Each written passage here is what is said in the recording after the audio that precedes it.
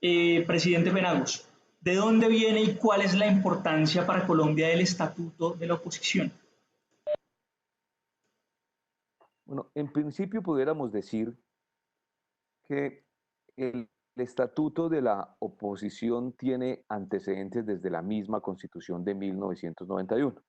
cuando en su artículo 112 establece los derechos de los partidos y los movimientos políticos. Y desde ahí ya, insisto, en el 91 se venía haciendo un trazo más o menos general de hacia dónde debían orientarse en el futuro los partidos políticos. Eh, Insisto, desde 2004 pasaron varios años, muchas de esas iniciativas no lograron avanzar hasta la firma de lo que se conoció como el Acuerdo para la Terminación del Conflicto y la Construcción de una Paz Estable y Duradera, el famoso acuerdo entre eh, el gobierno nacional y la extinta guerrilla de las FARC. En la firma de este acuerdo, que saben ustedes, pues tienen diferentes contenidos, hubo un capítulo, o hay más bien un capítulo muy importante que tiene que ver o que se conoce como el capítulo de participación política. En ese capítulo de participación política se ordenaba y se acordaron una serie de modificaciones para mejorar la democracia en el país. Ya hago referencia a algunas de ellas, una reforma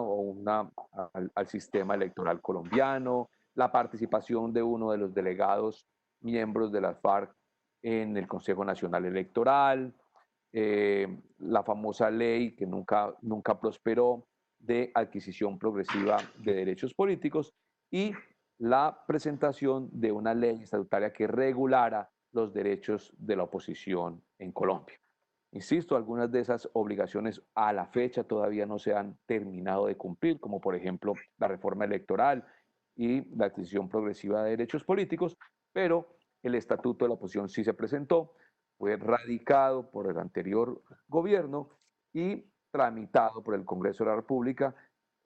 y es lo que hoy se conoce como el estatuto de la oposición, aprobado mediante la ley 1909 del año 2018.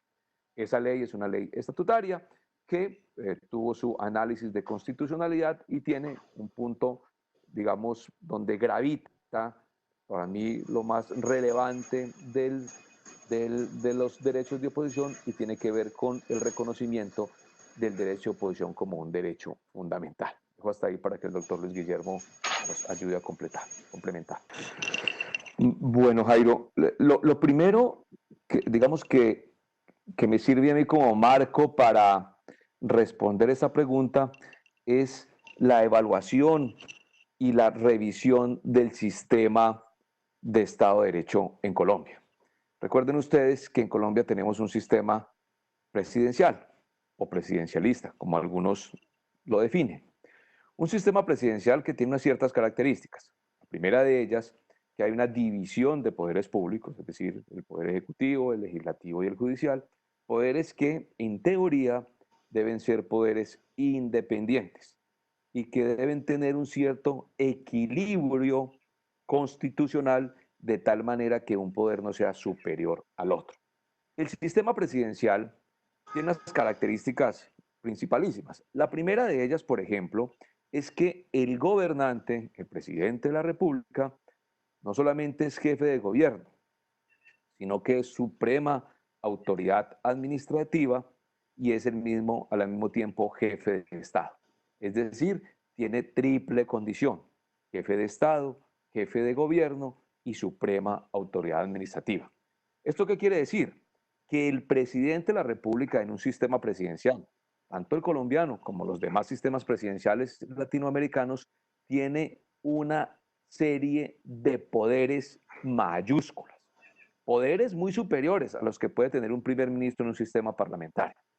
Y esa serie de poderes mayúsculos que tiene el presidente de la República, insisto, en los sistemas presidenciales, dígase Colombia o cualquier otro país latinoamericano, para no ir muy lejos, en los que impera el sistema presidencial, esa exagerado esa entrega de superiores poderes al presidente de alguna manera muestran un desequilibrio entre las ramas del poder público. Para nadie es un secreto que el poder que tiene el presidente es muy superior al que tienen las demás ramas del poder público y mucho más en Colombia. es decir, respecto del Congreso de la República y de la misma rama judicial. Pues el valor del estatuto de la oposición es precisamente ese, que con el estatuto y el reconocimiento de la oposición como un derecho fundamental, se entrega una herramienta a aquellos partidos y movimientos políticos que se declaran en oposición para que tengan por lo menos una herramienta, y valga la redundancia nuevamente, para poder hacer, si me permiten la palabra, contrapeso al ejercicio del poder que tiene el gobierno. De alguna manera, ese estatuto ayuda a que esos partidos que están en oposición, que no participan del gobierno, que no gobiernan, que no tienen inclusive ni posibilidad de influir de manera determinante para elegir a quienes componen los órganos de control en Colombia, por lo menos tengan una especie de derechos un poco, si me permiten la palabra, adicionales a los que tiene un partido que no está en la oposición para poder hacer ejercicio del control político y hacer una especie de balanza frente a los poderes de los sistemas presidenciales. Ahí, miren ustedes, cobra mayor importancia un estatuto como el que se aprobó a través de la ley 1909. Pero además de eso, si ustedes miran la situación en la que nos encontramos hoy en Colombia y en el planeta, la mayoría de gobernantes en este Latinoamérica, bueno, y en Europa igual, han hecho ejercicio de poderes exorbitantes. Han reemplazado, si me permite la palabra, al legislativo a través de herramientas constitucionales que les permiten expedir decretos, como en este caso de Colombia la emergencia económica, como el estado de conmoción interior en otros países, como los decretos de emergencia en otras latitudes, que de alguna manera lo que hacen es sustituir al Congreso de la República, porque la Constitución les permite que cuando se presentan circunstancias complejas de orden público o en este caso circunstancias que atintan contra la salubridad y la economía del país puedan expedir ese tipo de normas. Pues es ahí donde cobra mucha importancia que a los partidos declarados en oposición les puedan entregar una serie de herramientas adicionales para poder hacer un ejercicio pleno, eficiente, concreto, ponderado de control político y para que de alguna manera también puedan advertir aquellas deficiencias en que incurren en muchos casos los gobernantes, los partidos de gobierno, cuando hacen ejercicio de poderes exorbitantes o cuando toman decisiones administrativas. Por eso el estatuto, insisto, como una institución que trata de entregarle, en este caso, recursos, posibilidad de acceso a medios de comunicación, participación en mesas directivas y demás para quienes se declaran en oposición, pues de alguna manera ayuda a equilibrar unos sistemas presidenciales que, insisto, es de alguna manera desbordado en poderes del Ejecutivo. Bueno, yo diría, empecemos por resaltar la importancia de que se haya establecido el derecho a la oposición como un derecho autónomo, fundamental, que debe ser garantizado por todas las autoridades públicas y, por supuesto, con mayor relevancia a la organización electoral que así debe hacerlo. Bueno, lo primero es que por cuenta del estatuto de la ley 1909 y ratificado por la Corte Constitucional, el Consejo Nacional Electoral es la autoridad encargada de garantizar y hacer valer los derechos derivados del estatuto en las agrupaciones políticas que se declaran en oposición o independencia. De alguna manera es el órgano regulador, el órgano tutelante de esos derechos que se definen en el estatuto. Y como autoridad electoral a este Consejo Nacional Electoral le corresponde conocer de todas aquellas denuncias, quejas o peticiones que en su momento radican los ciudadanos o los partidos políticos que se han declarado en oposición o independencia cuando sienten que se les han vulnerado los derechos derivados del estatuto,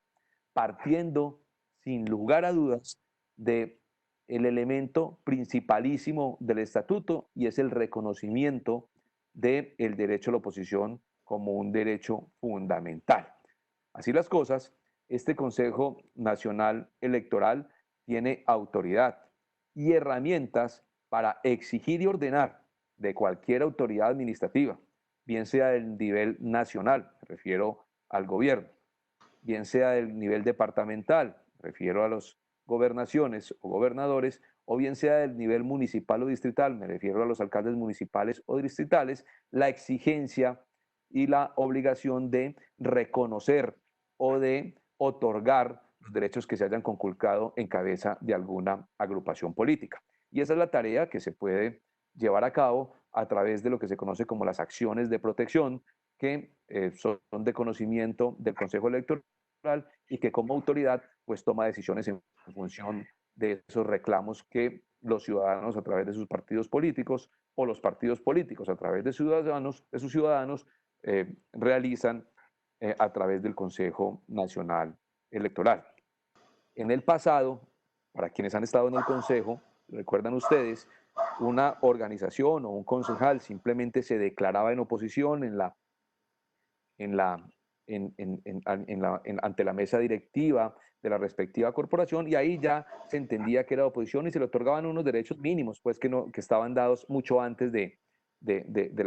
estatuto. Como el estatuto regula unos derechos mucho más amplios, pues tiene un rigor. Y el rigor es que las organizaciones políticas que se declaran en oposición deben hacer el registro ante el Consejo Nacional Electoral, porque así lo ha determinado la Corte Constitucional, para poder derivar todos esos derechos y hacer el ejercicio de ellos con mayor facilidad, si se me permite la palabra. ¿Y por qué lo planteo? Porque algunos municipios, la gran mayoría de ellos, hicieron sus registros de oposición, pero entiendo que algunos municipios, o por desconocimiento, o porque sus partidos políticos no se lo explicaron a los concejales o diputados, o a quienes hacían parte de esas corporaciones públicas, pues no hicieron la solicitud de registro ante el Consejo Nacional Electoral y cuando van a referenciar si están en alguna condición, pues no lo van a hacer, no lo van a poder encontrar y ese registro es clave para poder hacer ejercicio de muchos de los derechos. En segundo lugar, y un tema que es bueno que quede claro desde ya, aquel partido político que le otorgó aval al alcalde o gobernador, bien sea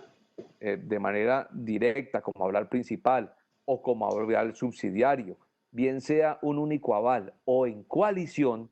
ese partido político por disposición de la ley ya se entiende que es un partido político de gobierno. Aquí respondo alguna de las preguntas. Quiere decir esto que si ese concejal de ese partido político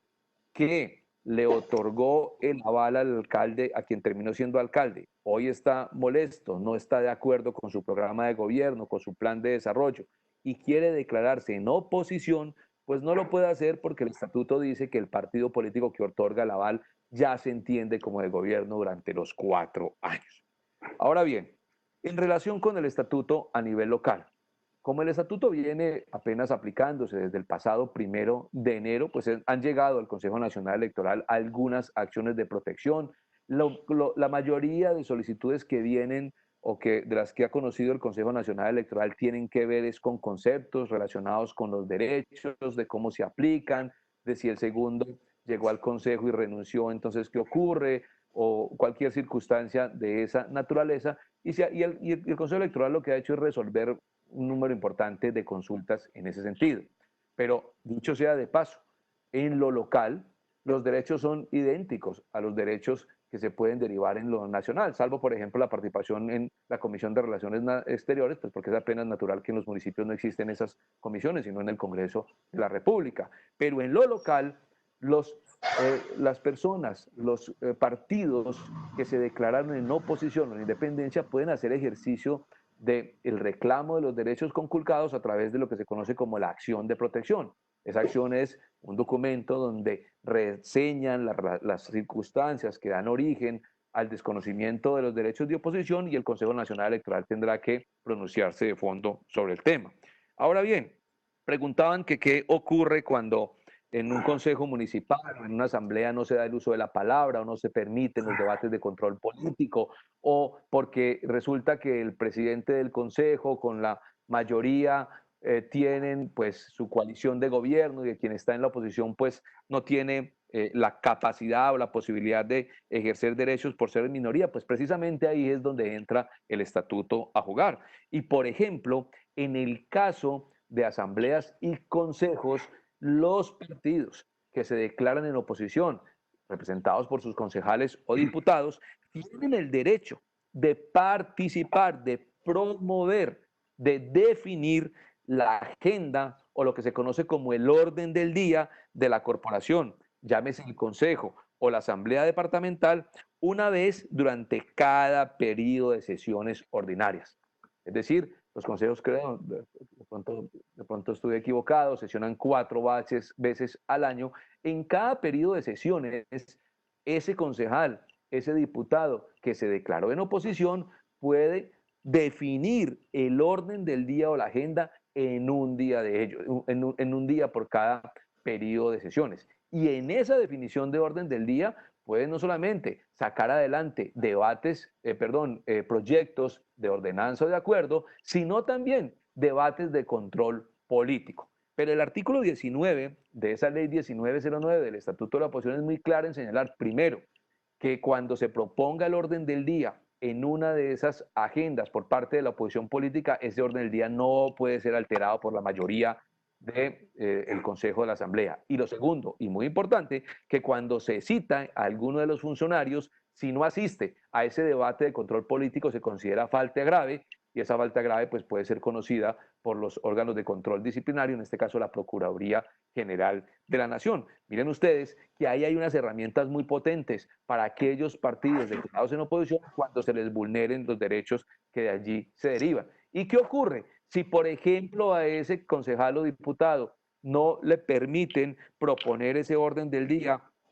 con base en el artículo 19 de la ley 1909, pues entonces ahí es donde acude al Consejo Nacional Electoral haciendo ejercicio de la acción de protección, relatando los hechos, y el Consejo Nacional Electoral, una vez escuchado al concejal o a quien presenta la correspondiente denuncia y escuchado a la contraparte, es decir, al presidente del consejo, a quien en su momento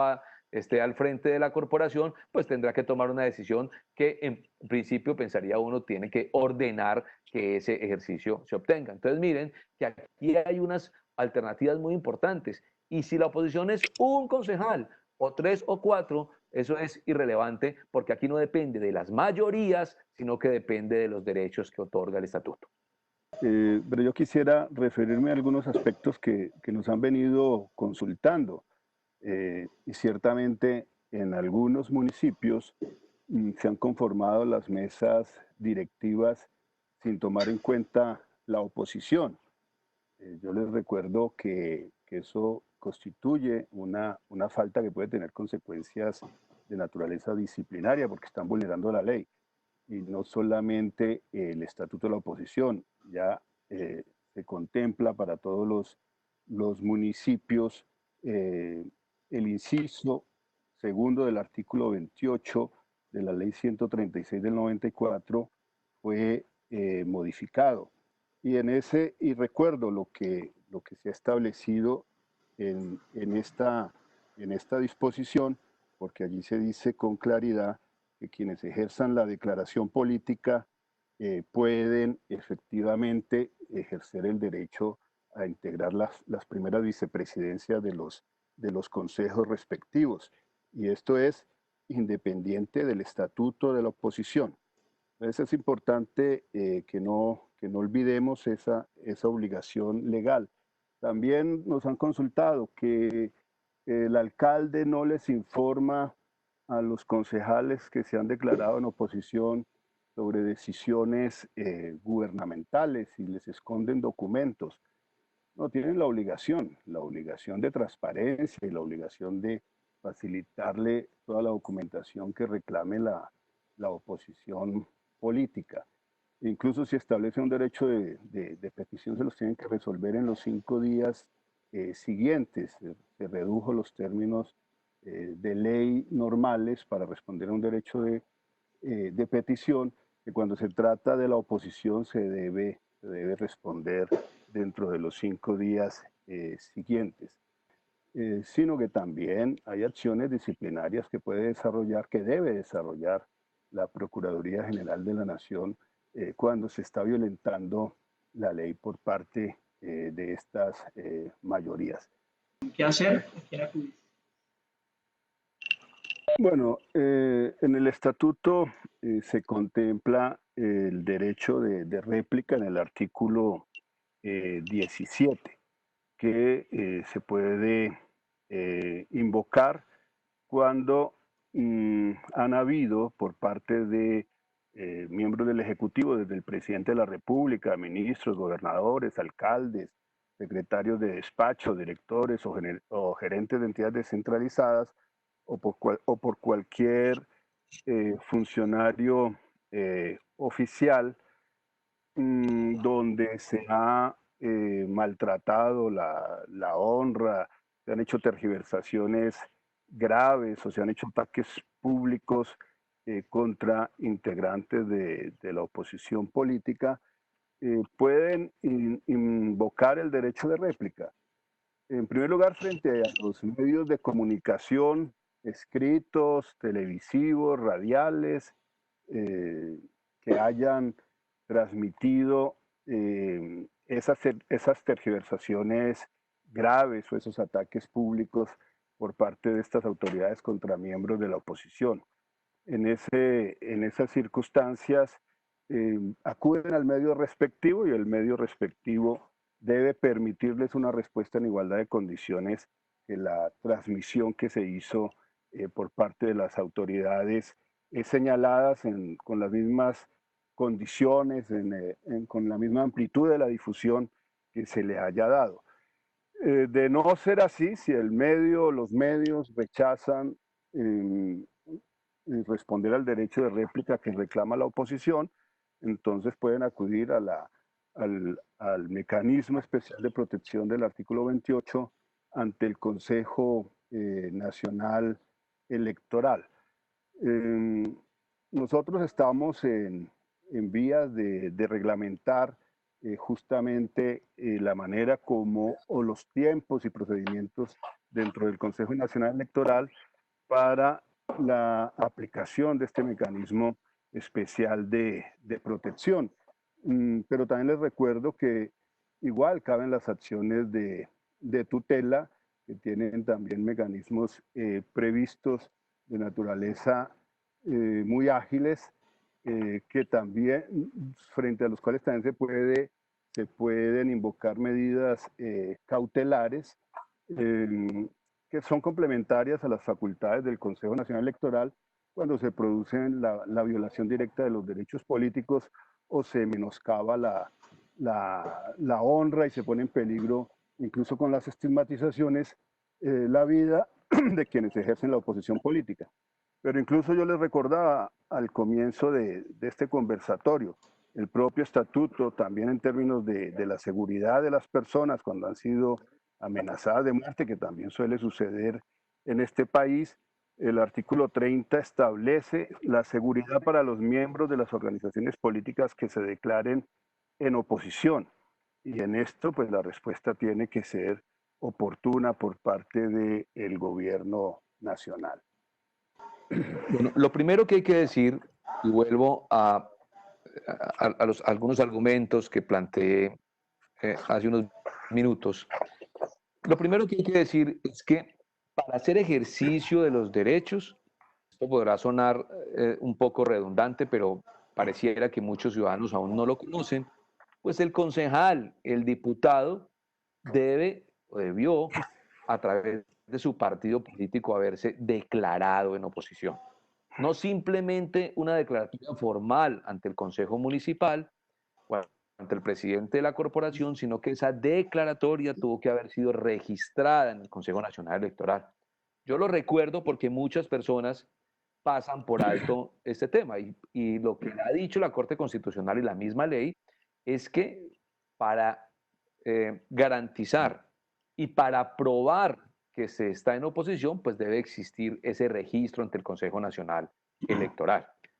Cuando hacen ejercicio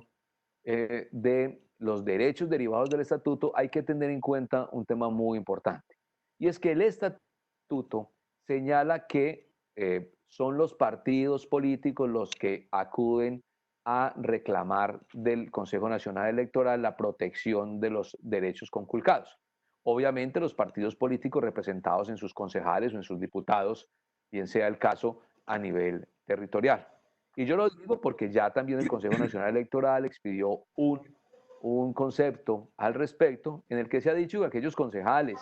que hagan solicitud o reclamen el ejercicio y la protección de los derechos, pues obviamente deben estar acompañados del partido. Cuando digo acompañados es por lo menos delegados por una razón, porque lo que no puede pasar es que por diferencias internas termine en un partido donde son dos concejales de un partido de oposición, el uno acudiendo a la acción de protección y el otro diciendo que no se siente que se hayan vulnerado los derechos. Los partidos políticos tienen que tener unidad ideológica, tienen que tener unidad funcional. Los partidos políticos tienen que tener unidad programática en lo local. El Consejo Electoral no puede estar, por ejemplo, atendiendo un reclamo de 4 concejales de un partido político declarado en oposición, donde 2 se sienten cómodos con lo que está ocurriendo y 2 no lo están. Eso ya es una situación interna que debe resolver el partido y a través de su representante legal plantearnos. ¿Por qué lo digo? Porque observamos que está ocurriendo eso mucho en las regiones, que si bien los partidos se declaran en oposición, los miembros de sus partidos, unos están cómodos y otros no están tan cómodos con esa declaración y no se ponen de acuerdo en la toma de decisiones. El estatuto ha dicho que para reclamar esas acciones, para reclamar la participación en medios de comunicación, que para reclamar las alocuciones, por ejemplo, en el caso nacional y también departamental, pues deben ponerse de acuerdo todos los partidos de oposición cuando se trata de ese tipo de cosas. Pero cuando se trata de temas individuales, la acción de protección la pueden ejercer ustedes, los concejales y los diputados, representados en sus partidos, y siempre y cuando, insisto, se hayan declarado en oposición. En otras palabras, no puede hacer ejercicio de la acción de protección un concejal o un diputado cuyo partido se declaró de gobierno, pero él está incómodo con el alcalde, entonces él sí se declaró en oposición. Esa declaración es meramente formal, esa declaración es política, pero no es una declaración jurídica para derivar de ella, digamos, derechos de oposición. De otro lado, preguntaban qué pasa con el estatuto de la oposición frente a las coaliciones. Las coaliciones, y eso ya lo decidió, inclusive ha sido un tema discutido en la sala y permanentemente lo discutimos, hay posiciones encontradas entre los magistrados, pues las mayorías han ido tomando ciertas directrices que se van volviendo obviamente las posiciones corporativas. Frente al tema de coaliciones, lo que se ha planteado, lo que ha dicho el Consejo Nacional Electoral es que si bien las coaliciones se aprobaron para presentar listas al Consejo, inclusive para postular candidatos a alcaldías y gobernaciones, lo mismo que a asambleas, esas coaliciones, una vez el Consejo Nacional, una vez empezaron las sesiones o empiezan a instalarse las mesas directivas, las coaliciones no se entienden como si fuera un partido político, no, cada uno de sus miembros, por ejemplo, una coalición de 4 partidos que postularon una lista al Consejo Municipal, pues entonces cada partido se considera individual. No se considera que la coalición es una única bancada ni un único partido, si se me permite la palabra, o que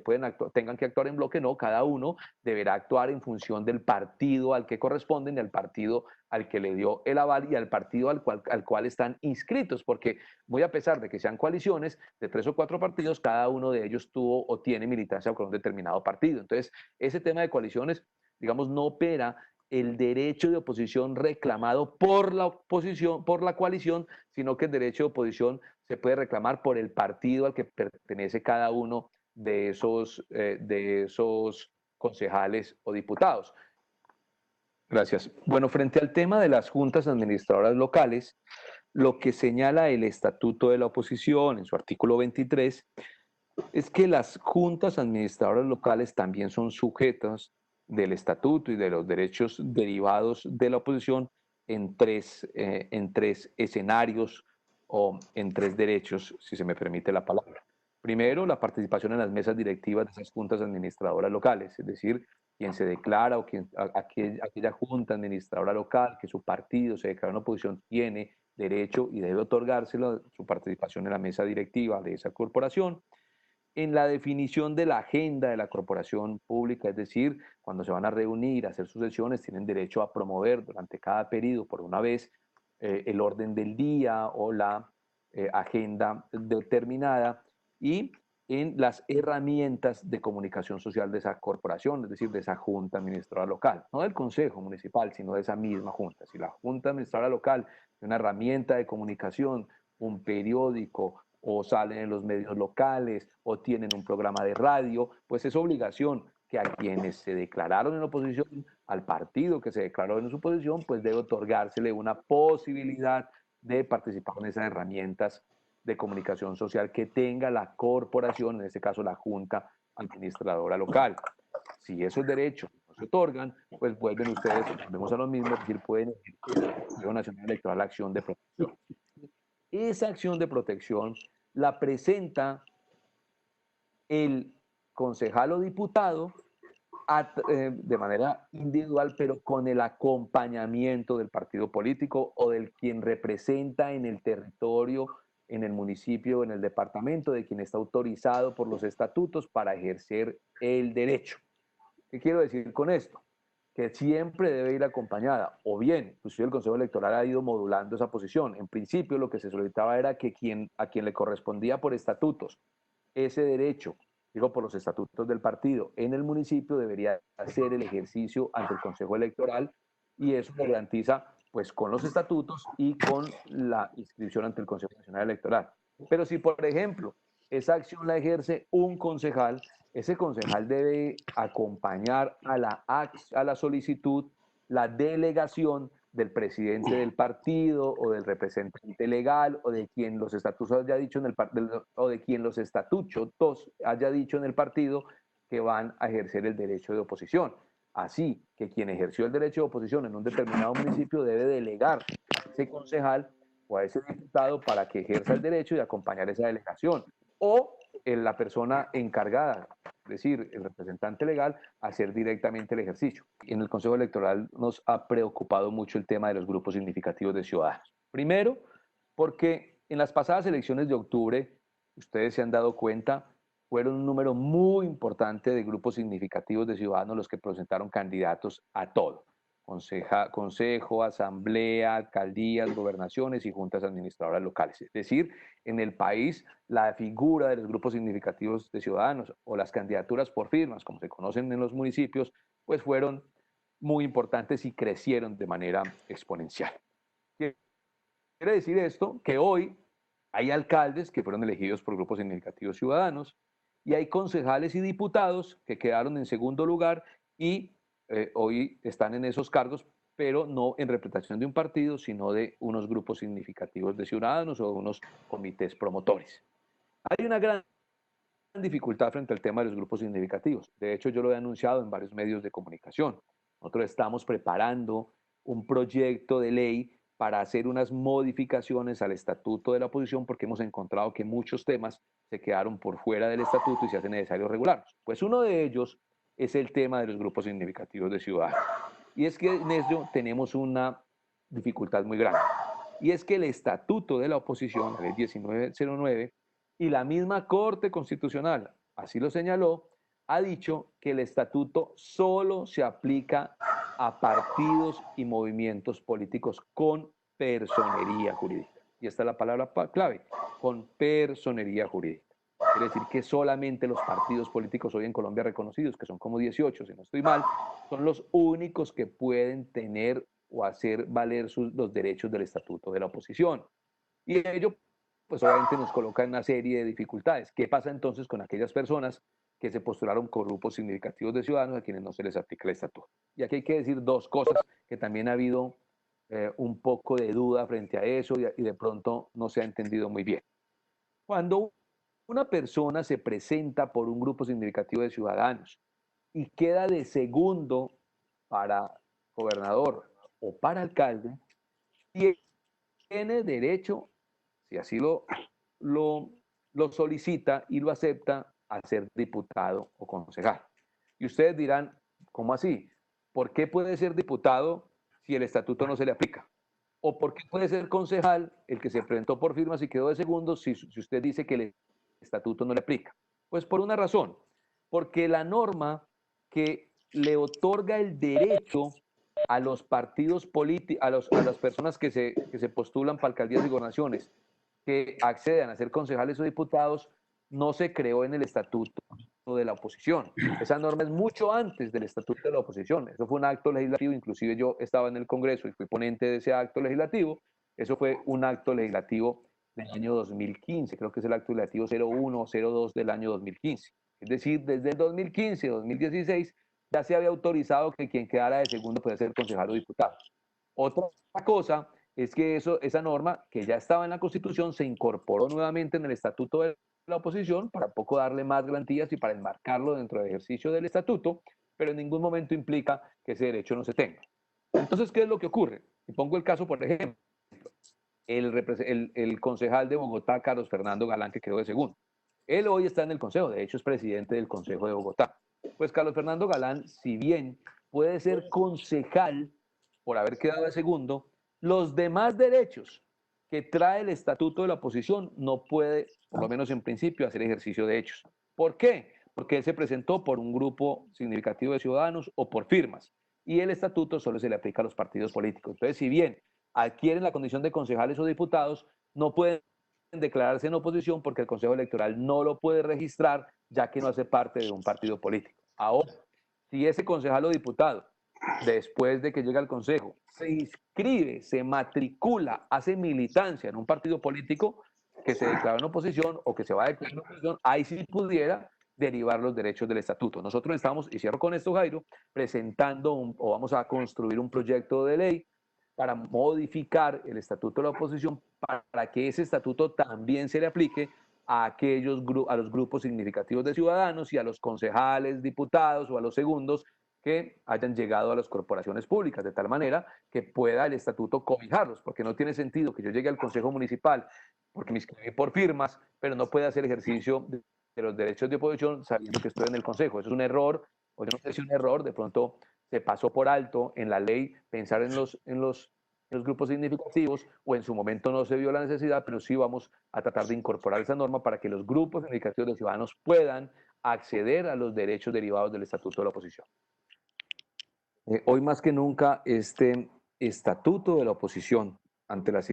circunstancias en las que se encuentra el planeta, pero en especial el país, cobra relevancia para que ustedes, concejales, diputados, miembros de corporaciones públicas, hagan ejercicio de los derechos derivados en el estatuto como una forma de hacer control político a las decisiones que han adoptado los alcaldes y gobernadores, en especial con lo que se conoce como la urgencia manifiesta para contratar de manera directa bienes y servicios. Y como están sesionando seguramente de manera virtual en esas corporaciones, pues aquí también ustedes pueden ejercer esos derechos para formular el orden del día, como alguna vez, como en su momento se lo planteamos, y para exigir y llevar a cabo un control político que, antes que molestar al gobernante, le sirve de mucha utilidad para advertir errores en los que puedan estar incurriendo.